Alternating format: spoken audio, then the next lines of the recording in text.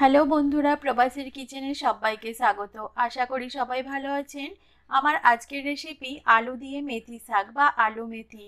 খুবই কম উপকরণ দিয়ে তৈরি, ঝটপট তৈরি হয়ে যায় আর একটুও তেতো লাগে না। রুটি, পরোটা বা ভাতের সাথে খেতে বেশ ভালো লাগে। আর দেরি না করে চলুন রেসিপিটা দেখে নিই।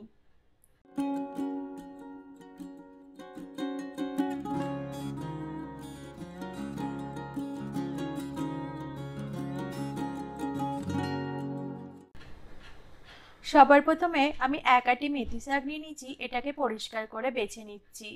উপরে যে পাতাগুলো আছে, এখানে এই পাতাগুলোই শুধু ব্যবহার হবে, ডাঁটিটা কিন্তু ব্যবহার হবে না। সব পাতাগুলো আমি এইভাবে বেছে নিচ্ছি।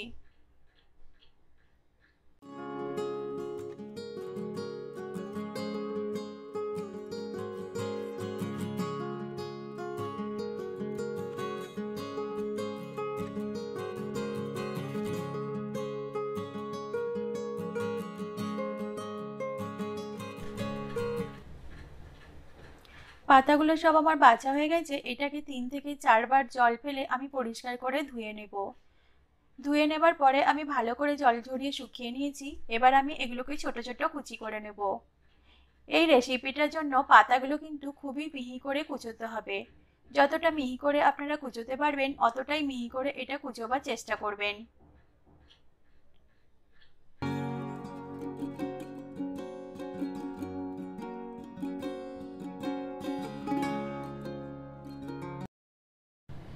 আমি এখানে ছুরি দিয়ে মেথি শাকটা কেটে নিচ্ছি। আপনারা বটি দিয়েও এই মেথি শাকটা কেটে নিতে পারেন। দেখুন, 2 বা 3 বার ভালো করে আমি এগুলো ধরে নিয়ে কেটে নিচ্ছি।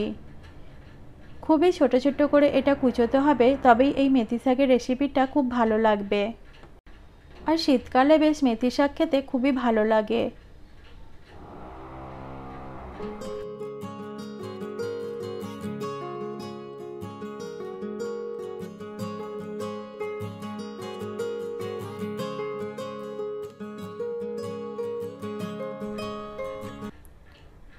দেখুন, ভালো করে এটা আমার কুচি করা হয়ে গেছে। একদমই এরকম ছোট ছোট করে কুচি করতে হবে।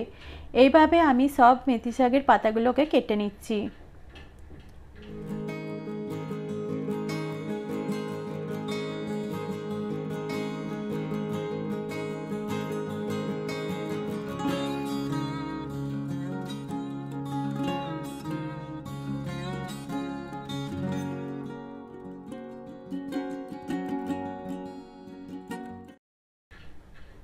সব পাতাগুলো আমার কুচি করা হয়ে গেছে। এবার গ্যাস জেলে আমি কড়াই বসিয়ে দিয়েছি। কড়ার মধ্যে 1 বড় চামচের মতো তেল আমি গরম করে নিচ্ছি। এখানে আমি একটা বড় সাইজের আলু নিয়েছি। আলুটাকে ছোট ছোট চৌকো করে কেটে নিয়েছি। গ্যাসের ফ্লেমটা মিডিয়াম রেখে আলুটা আমি হালকা করে ভেজে নেব। সামান্য একটু নুন দিচ্ছি আলুটা ভাজার জন্য। একটু নাড়াচাড়া করে ঢাকাটা আমি 2 মিনিটের জন্য বন্ধ করে দেব।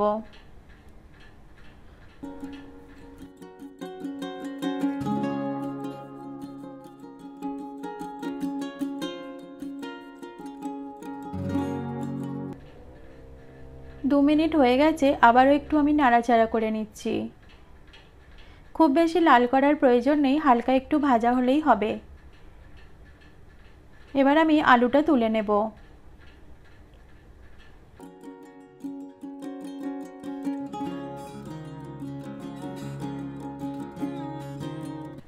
এবার আমি আরও 2 থেকে আড়াই বড় চামচের মতো তেল দিয়ে দিচ্ছি।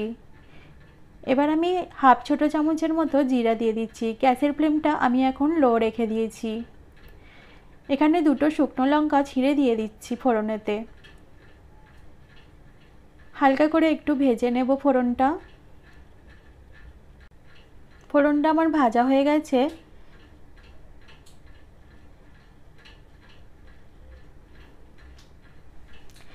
এবার এখানে আমি 5 থেকে 6টা রসুনকে ছোট ছোট করে কুচি করে নিয়েছি। আপনারা পেস্টও দিতে পারেন। রসুনটা দেওয়ার পরে আমি হালকা একটু নাড়াচাড়া করে দিলাম। এবার আমি একটা কাঁচা লঙ্কাকে ছোট করে কেটে নিয়েছি। ঝালটা আপনারা যদি বেশি খান বেশি দিতে পারেন।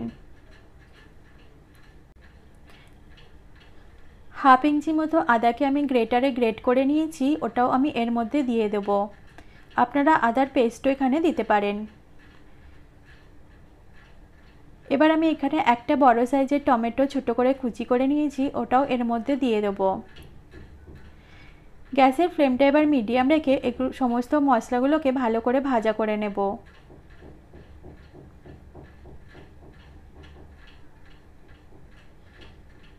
দু মিনিট ভালো করে ভেজে নেব টমেটোটা নরম হওয়া পর্যন্ত। এবার আমি এখানে হাফ ছোটো চামচের মতো হলুদ পাউডার দিয়ে দিচ্ছি আর হাফ ছোটো চামচের মতো ঝাল লঙ্কা গুঁড়ো দিয়ে দিচ্ছি। আপনারা যদি ঝাল লঙ্কা না দিতে চান শুধু কাঁচা লঙ্কা দিয়েও এই রান্নাটা করতে পারেন। এখানে আমি 2 বড় চামচের মতো ধনে গুঁড়ো দিয়ে দিয়েছি। এই রান্নাটাতে ধনে গুঁড়োটা একটু বেশি যাবে। এবার ভালো করে মশলাটা আমি কষিয়ে নেব। গ্যাসের ফ্লেমটা লো টু মিডিয়াম রেখে এই মশলাটাকে আমি কষিয়ে নিচ্ছি। যখন ভালো করে মশলাটা কষে যাবে, তেল ছেড়ে দেবে, সেই সময় কুচিয়ে রাখা মেথি শাকের পাতাগুলো এর মধ্যে দিয়ে দেব।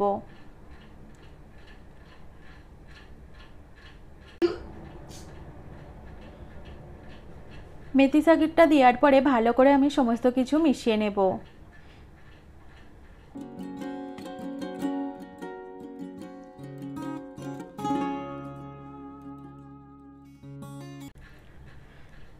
দু মিনিট ধরে এটা ভাজার পরে দেখবেন একটা খুব সুন্দর মেথি শাক থেকে একটা গন্ধ আসছে।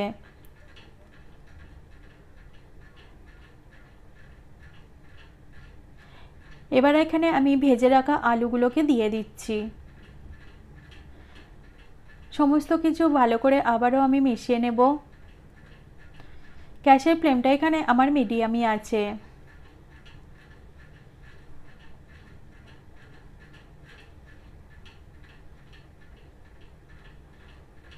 সমস্ত কিছু ভালো করে মেশানোর পরে এখানে আমি পরিমাণ মতো নুন দিয়ে দিচ্ছি। এবার এখানে আমি 1 ছোট চামচের মতো চিনি দিয়ে দিচ্ছি।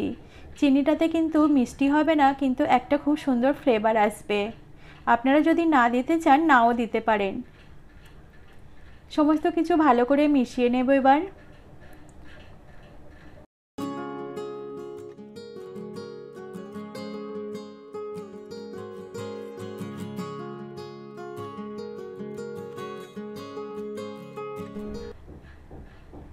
এবার আমি এখানে ধনেপাতা কুচো দিয়ে দিচ্ছি বেশ কিছুটা।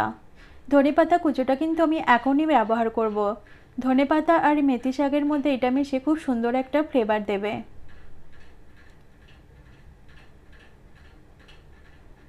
বন্ধুরা, আপনারা আলুর বদলে এখানে বেগুনও দিতে পারেন। প্রথমে বেগুনটা ভেজে নিয়ে এই সময় আপনারা এখানে বেগুনটা অ্যাড করতে পারেন। এবার আমি এখানে 2 থেকে 3 বড় চামচের মতো জল দিয়ে দেব। খুব বেশি জল দেবার প্রয়োজন নেই, এই রেসিপিটাতে একটু শুকনো শুকনোই হয়। গ্যাসের ফ্লেমটা লো রেখে এবার আমি 2 মিনিটের জন্য ঢাকা দিয়ে দেব। তবে মাঝে মাঝে ঢাকা খুলে আপনারা একটু নেড়ে দেবেন, নাহলে নিচে থেকে লেগে যেতে পারে। 2 মিনিট পরে আমি একটু খুলে নাড়াচাড়া করে দিচ্ছি। যতক্ষণ না আলুটা সিদ্ধ হবে ততক্ষণ আমাদের এই ঢাকা দিয়ে রান্নাটা করতে হবে।